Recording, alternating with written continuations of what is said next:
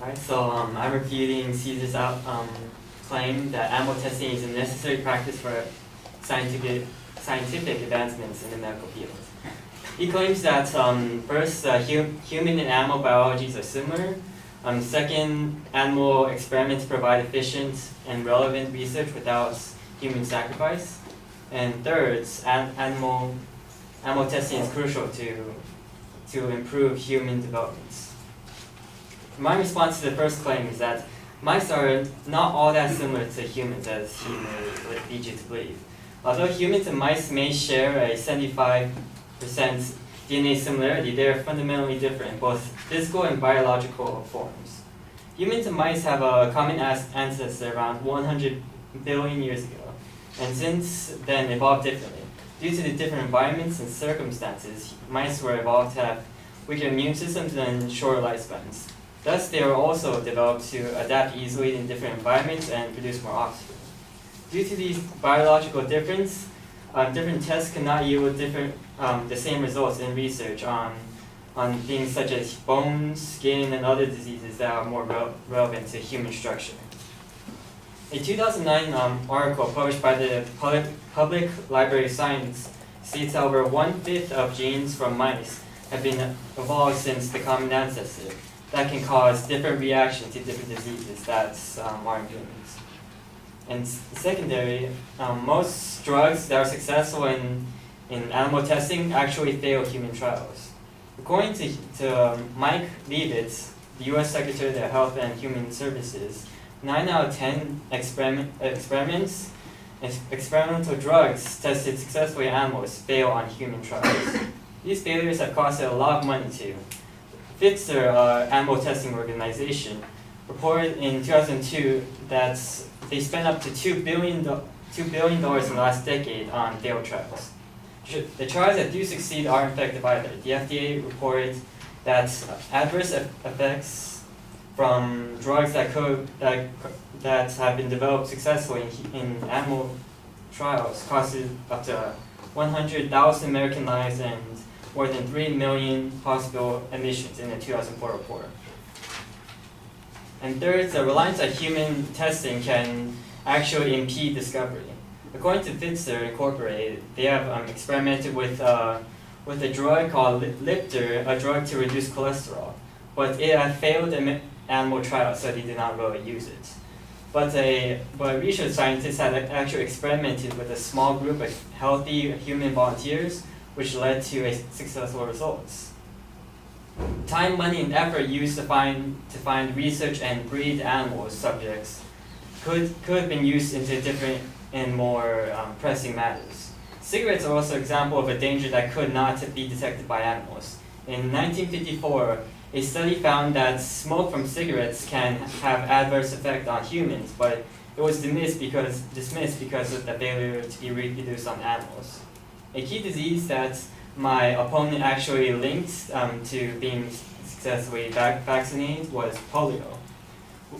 And in 1935, a Dr. Brody at the New York University experimented with a vaccine on chimpanzees but failed to get results. In 1936, he experimented again on monkey spinal cords, but again failed.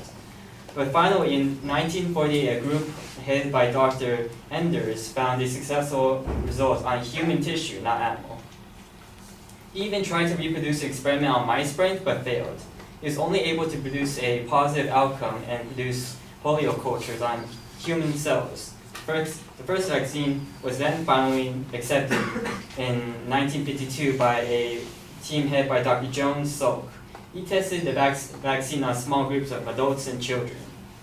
And the fact that he actually succeeded on humans actually takes away from the points that animal testing is successful in these matters.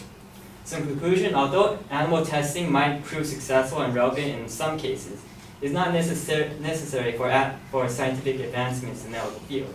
So although I do not oppose animal testing, I do believe that it is not as effective as my opponent will lead you to believe.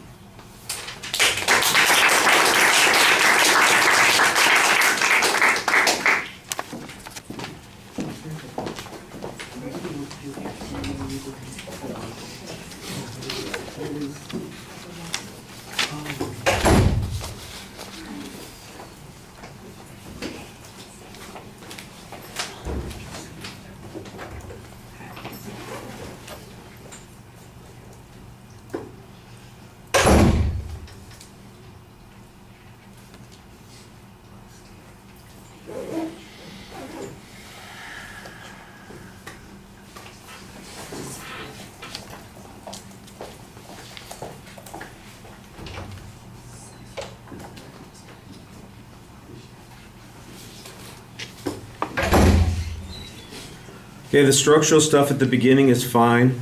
Well, when you get to the first point, you distinguish the physiology of mice and human beings a little bit. That's okay, suggesting that there are substantial differences. I don't remember if any of those things addressed the arguments that the advocate was making about why mice were useful, except for the genetic issue, which you do directly address, suggesting that a fifth of the genetic material in mice has changed since we lost our common ancestor. Okay, that seems pretty reasonable, but I don't remember the exact nature of the evidence that they were using on that point, and so that may or may not be applicable. This would be one of those things that would be a little bit clearer, either if you had given us more context or if we were hearing the debate on the same day. It would be easier to remember those kinds of things.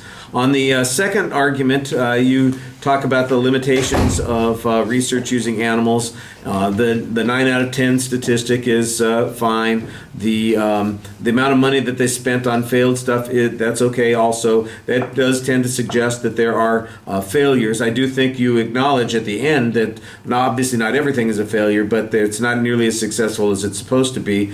I think you've got an interesting argument here that says, look, we've got adverse effects, and 100,000 Americans die as a result of these adverse effects.